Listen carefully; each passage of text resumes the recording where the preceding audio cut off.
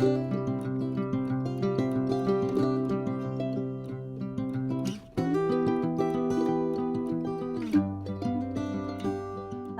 from the garden. This is Tara from Wild Bird Farm. Today we're going to take a look at the fields. So much has changed. We're in the second week in July. We're going to start here down in the annual field, walk around. I'm probably going to talk a lot this morning. I've had my coffee. And then we're going to head up to the hill where a lot of our perennials are and see what's still blooming up there. For those of you that might be new here, I grow in Zone 5 in central Iowa. I have a small U-pick. I actually have my first U-pick coming up this evening. And then I also sell retail bouquets, bulk buckets, things like that. Okay, walking in. Some healthy looking nasturtium. Now I planted out some Cerinthe late season. I've never planted this outdoors before. It looks really good out here. I came out early yesterday and cut some. And by the afternoon, it had all wilted. I think if I had used Quick Dip, it would have been okay. I don't have a lot of wilting in the early spring, and I can't really harvest it at a better time than right away in the morning. So I probably won't do this again. I'll just keep it as a real early hoop house crop. It does look nice out here though, so I don't mind it being here. We've got our columbine growing well as the nicotiana. I just cut back last night. It was looking very leggy and kind of worn out, so I'm hoping that flushes again. Now down at the end here is kind of my garden fail. I've let the weeds really take over right here. There's columbine in there, so I do need to get in and weed it. That'll be my weekend project. You can see that the perennial scabiosa on the other side of the fence is still blooming well. And then down here farther, I have a little bit of Dara. My straw flower and even my amobium up here closer has not done very well this year. I think maybe they've just stayed too wet. We've had a lot of moisture. You can even tell from the grass here. Usually in mid-July, our grass is getting a little dry and crunchy, and it is still bright green. I have my rain boots on this morning to keep my toes dry. So we've just consistently got rainfall up until this point.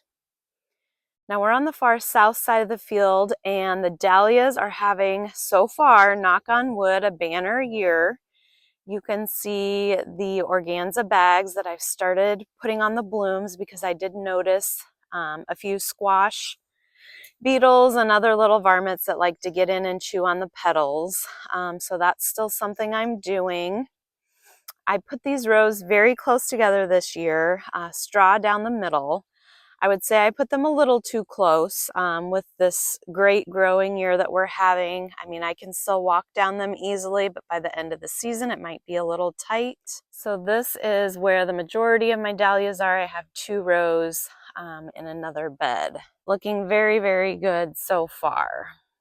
We have a row of celosia here that's just starting to bud out. We'll actually walk down this row. I guess I can show you there's a little sunflower patch here. I did also come through and clean up some spent blooms just so this looked real nice for the U-pick. We have some gladiolas down here. As we walk through this bare soil, I put in what will be my second to last succession of sunflowers, which is sort of unbelievable that we're already at that point in the season. But these that I sowed should come up mid-September. And then I'll do one more sowing. That's always kind of a question mark for late September with our frost getting pretty close. As daylight shortens, sometimes they don't grow quite as well. But I'll do one more little patch. The celosia is starting to bud up. Now, I started all this from seed this year. It's the first time I've done it from seed, and it is definitely behind schedule. I'm okay with that. I've had enough to cut, but I'm getting a little antsy to add some celosia in. You can see a few are starting to have blooms. There's this cute little one down here, and it's just mixed varieties. That's the flamingo feather there. So a couple can be picked. Here's my small patch of gomphrena. I have been picking the buds off up until now just to make sure the stem length is long enough. You can see a few buds on it, and it's still not super long, but we're gonna let it go now and see what it does. I'm gonna back out of here. I also have a short patch. Oh, did you spot the kitty? I think she's looking for food this morning. I'll have to feed her when we're done here. I have a short patch of lemon and cinnamon basil here. Every time I brush by it, it's just the best scent. All right, let's head over to one of the other growing boxes. Hi, kitty. Okay, now sort of at the beginning again. If you walk in just to the right are all my seed dahlias, doing their best to bloom and be colorful. They look really nice. And then I have a whole row of status, which with all the rain, it wasn't looking great, so I kind of chopped down part of it. Some of it's good still. I wanted to leave for the U-pickers, but this is already starting to regenerate new buds. I have some shorter sunflowers that are kind of the fluffier variety that are just sort of fun to have. Some later season Bupleurum. This is ready to pick, so I'm going to leave this for the U-pickers. I have a couple appointments here tonight and then one next week, and then I will harvest and use what's left. Now I did interplant in here some cosmos. You can see one down by the cat. Well, until she put her butt in the way. Can you get out of the way? Out of the way, kitty cat. I did interplant some cosmos, and I think I have some marigolds in here too. And then I have a tarp down at the end just to kill off, let's see, what was down there.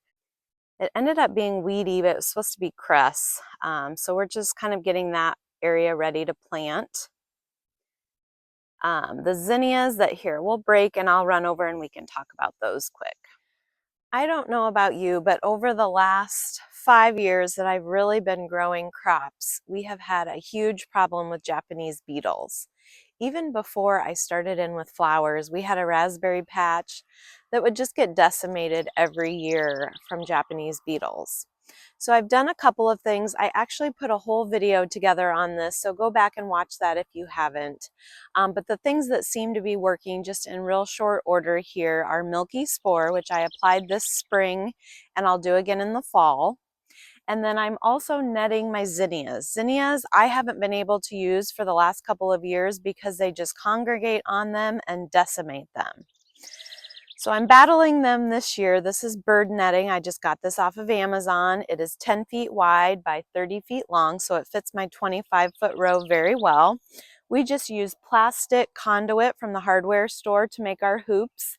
Now, as you can see, I'll get the camera a little closer. I could make the hoops a little taller, and I probably need to. What I'm hoping is we're in mid-July. If I can keep these on another week or two, we're probably going to miss the biggest beetle infestation, I hope.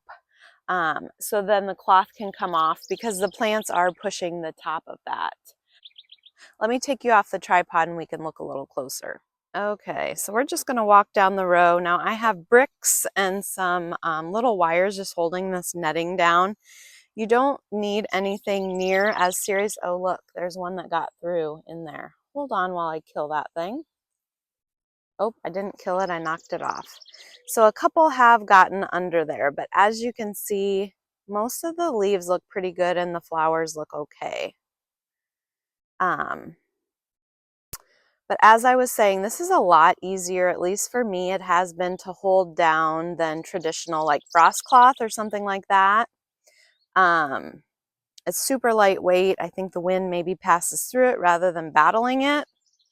But you can see we're starting to get a lot of blooms. So far I would say this is definitely working. If you just have a small patch or if you have rows just like mine here that are pretty manageable, this might work well for you. If you have a whole field of them, probably not something you're going to want to do. Back on this side we have agrostemma, slightly weedy, but I thought we'll just harvest the heck out of this and then this will also get tarped. I'll probably start putting areas like this in buckwheat in a cover crop just to kind of rejuvenate the soil. It grows pretty quickly, and when I'm done with my successions of sunflowers, that's usually what goes in as things kind of get tired. This is another area that I needed to leave some more space. So we have a good walking path here to grab the cosmos, but they've really bulked out this year. So the sunflowers, there isn't a path in between, which you can get to them. This is at the end of the row. So you can just pick them from the sides and the back, but I'll be able to do a little bit better planning. I'd like to get a box just for sunflowers, a box just for dahlias, and then everything else in the other 2 boxes. And then I can kind of space things more appropriately, knowing sunflowers take up a lot of space. And then the final box that we have ready, now just a reminder, over here is kind of a hot mess this year, but that'll hold our 4th box we're going to put in this fall. I have another row of celosia that, again, I direct sowed. This is really catching up to the first, though. I wonder why those front 2 are kind of folded over. And then we have a row of amaranth. Down here, I planted a little bit earlier, and then on down the row, I really use this in the fall. So I think those will be good to come a little bit later. Here's the next succession of sunflowers. It's really close to getting its bloom on. And then this is where I stuck the 2 rows of dahlias when I just couldn't stop buying tubers. But I'm really excited to have them all in one place next year. I made a very wide row here just because of how it kind of ended out down here. But at the far end, I did like probably a 4 or 5 foot succession of sunflowers, then another one, and then I finished with a really big one here. I've just been kind of broadcasting the seed this year, more so than putting it in precise rows. It works out super fast. I bring in some composted wood chip mulch for the top. You can see all those little seedlings. It's been working out pretty well. I have some of my eucalyptus here and then some grasses I'm trialing this year for cuts. And then I left a wide space for the mahogany splendor hibiscus that generally gets pretty big. A few glads. I have 3 plots of these just kind of stuck in, so I had different successions. And hopefully that's going to work out pretty well. Okay, we are up by the perennial rows. Most of this is perennial. We've got a couple annuals that I'll show you, and we're going to walk these rows really quick. There's not a lot to see in several of the rows. For reference, our large white shed that we built is just to my left, so at the top of this hill. This is a whole, now these are each 25-foot rows. This is a whole row of sedum. Beyond that, I have perennial tall garden phlox and veronica that kind of splits this 25-foot row. You can see I have another area of gladiolas. This is delphinium. This is larkspur that was so short this year and really disappointed me. I don't know if it's planted too close together, but it was just direct sowed. Not sure what went wrong there. Here we had some stellata scabiosa that's probably seen better days with all the rain that is browning. Some regular pincushion flower, the annual. And then a little bit of, I think this was cress also that got a little bit weedy. You'll see some Dara, and then some Orlea that's still hanging on. In the framed in row is snapdragons. That flush is kind of ending. I'm leaving it. There's still some good blooms for the yew pickers, but then this is going to get heavily weeded and kind of chopped down and fertilized, and hopefully we get another good flush here in late summer. You can see some of the weeds are kind of encroaching things, but lots of blooms. That'll be good for yew pickers. Over here we have our Lisianthus, 3 varieties, pink, white, and pale purple, and I think it's the chroma maybe this year. I think, but I could be wrong on that. Looking pretty good. It's shorter than I would like, but I have not yet to date gotten really tall Lisianthus, so we just make do. pretty colors for sure. Now I did go through a couple separate times and I did disbud the first one on a lot of these, which I think is helping with the height. Especially the white is actually a pretty good height now, and if I get a couple buds on each stem, 2 or 3, I'll be pretty happy. The pink is also really pretty. This is probably the shortest. So we've got a lot of these to pick here in the very near future. Seems like these always come on right when I'm getting when people really want sunflowers, and often when our family takes vacation.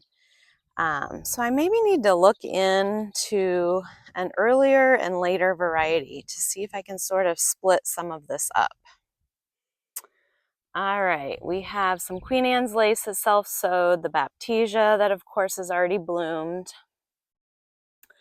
This was supposed to be a beautiful row of feverfew, and I am not sure. I need to research, and maybe someone out there knows if leaf hoppers can damage feverfew, because I had a lot of just sick looking stems. Some had some yellowing. I always had rockstar feverfew, so I'm not sure. It happened with this patch and even the plugs that I brought in to some extent, although not as bad. And then we have the lupin here, of course, just kind of sitting for the rest of the season. And that sea holly there that probably needs to get cut down here in pretty short order. And then on this other side here, we're just down from the pincushion row. I have 2 rows of yarrow. This is kind of going out. I thought this row looked a little bit better, so leaving that again for you pickers. But I did start to take my hedge trimmer and sort of just scalp this back when the blooms had really faded. I did the same thing for the majority of the bachelor's buttons row. I think we're going to swap this out next year and maybe not grow these. But again, they are on their way out. That does it for me today. You can see the kitty's tail there. She's still with me. I think I better go get her some food this morning. I am planning my next video to talk all about foliage. I know not everyone loves or even uses foliage, but that's something that I enjoy. I think it brings a lot to a bouquet. So be looking for that in the next week or so. Until next time, let me know down in the comments what you're harvesting right now that you are absolutely smitten with. I guess for me, I would say Lysianthus, although this isn't the best crop ever, as well as I'm really looking forward to that celosia. Until next time.